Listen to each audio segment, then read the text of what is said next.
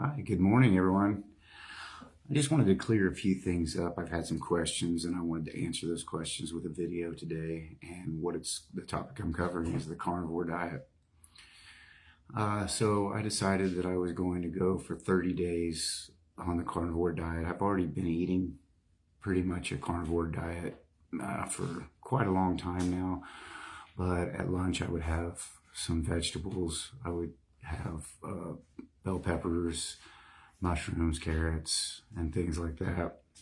And after, I would eat my lunch. So I don't, for years now, I don't eat until noon. I eat my last meal whenever I get it, 6, 7, 8 o'clock, usually at the latest. And then I won't eat until noon the next day.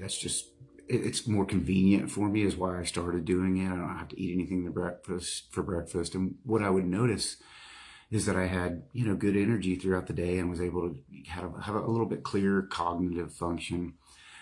Well, as I started noticing that I would get tired after lunch. I mean, like I'd eat all those vegetables, and I would eat fruit, typically a grapefruit or an apple and a banana, along with my bacon and eggs. I eat bacon and eggs at noon every day, have for years and years and years.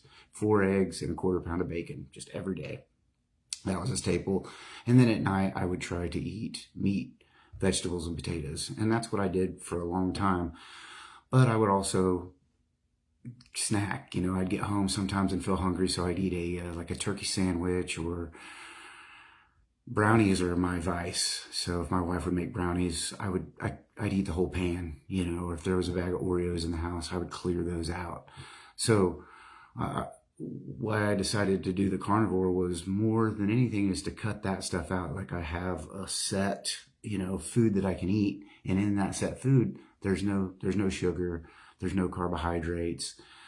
And that's where I feel like you can get into some trouble, and not from the fruit and not from the vegetables. So I think after this 30 days, I'll probably go back to eating the vegetables and potatoes and things like that. But I probably will wait until the evening meal to have the carbohydrates, because if I'm going to get tired, it'd be nice to get tired right before bed, rather than have those. So I don't think the carnivore diet is the end all be all, and I'm not promoting the carnivore diet as a something to live by.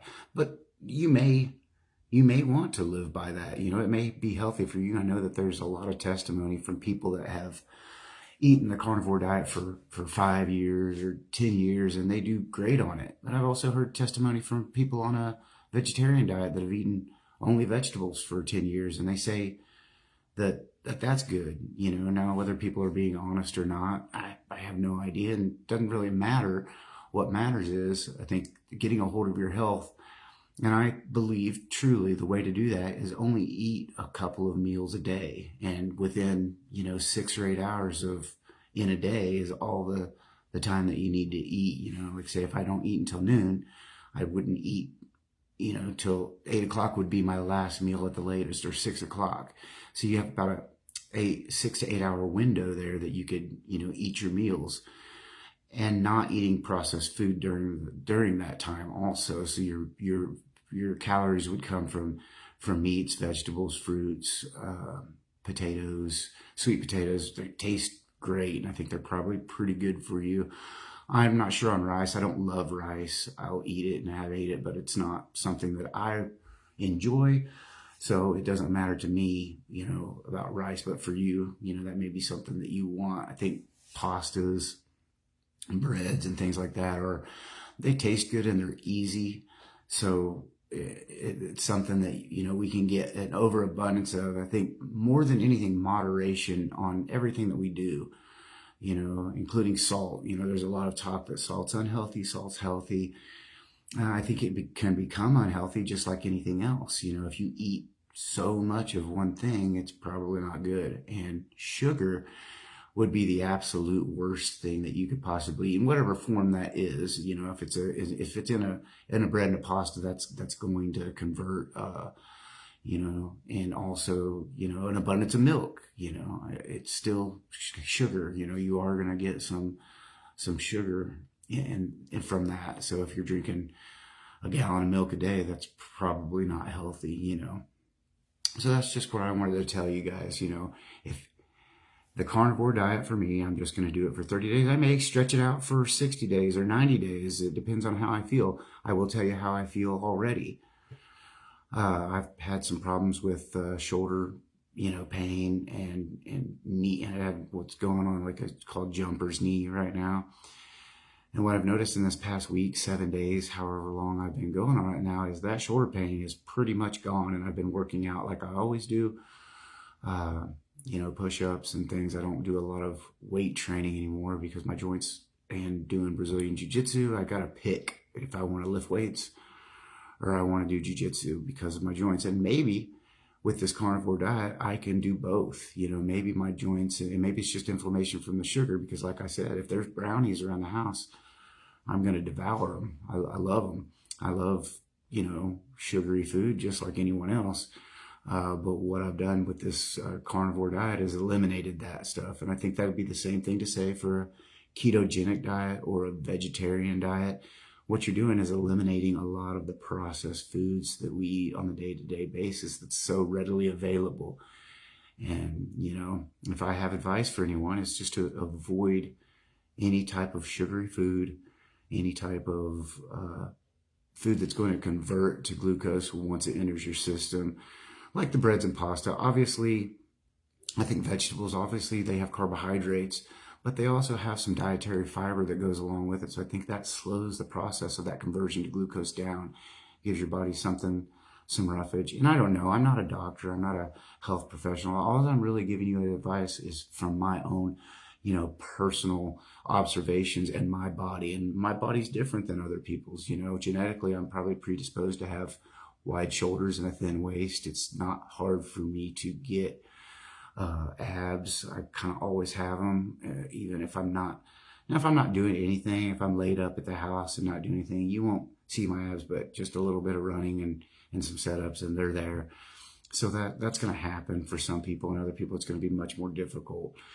But if you, moderate what you eat, and if you count your calories, I think that's another way, another tool that you can put into your toolbox to use to be healthy. And that's what I'm trying to do here. I'm 46 years old now, and I want longevity.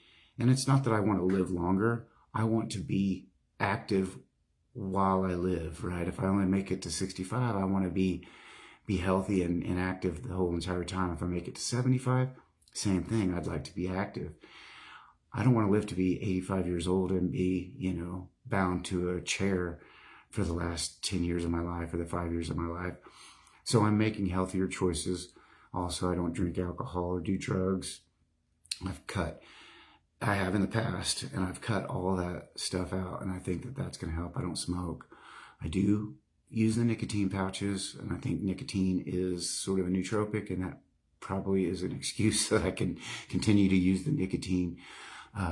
But that's probably the least, that's the biggest vice I have, and it's the least thing that I worry about as far as drugs go, is the nicotine pouches. There's no tobacco in there.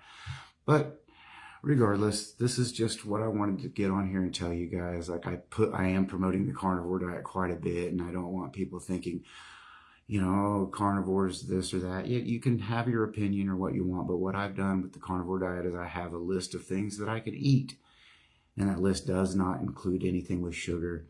It does not include anything with carbohydrates, simple carbs, complex carbs, starch, whatever you want to label it as. So that's all I'm trying to do here, is eliminate, and hopefully, hopefully I don't slide back into eating bull crap, but it's very well possible that I could. And that's the crux of this conversation, is like, you go into a grocery store, those end caps, the aisles are full of things that probably are unhealthy. I think that anything that you're adding to your body that's not a whole food, it's probably not healthy in the long run. But again, if you're moderating those things, if you're having pasta on a Friday, you go out to eat and you want to have that linguine with shrimp, that tastes great. I'd say if you're going to do that, just be aware that you may feel like a little crummy in the morning or a little lagging behind. So pay attention to your body when you eat these foods. You know, if maybe you're having some bowel movements that are irregular, or you have a stomach ache, it's probably the food. It's probably not something else that you've done. So anyway, that's what I wanted to say. You know, if you have any questions here about this video after I air it, leave the questions in the comments section, and I'd be happy to answer them for you. Again, this is mostly anecdotal, and it's just my personal experience. I can't speak for others' experiences with these diets, but if you want to get on here and give your testimony of the vegetarian diet or the keto diet or Atkins or the carnivore, whatever you've had, I'd be happy to hear them. You know, I'm not a judge, jury, and executioner on this. I'm just telling you my experiences and kind of give an example of what I'm doing, why I'm doing it, and I hope that it helps somebody. So have a nice day, folks.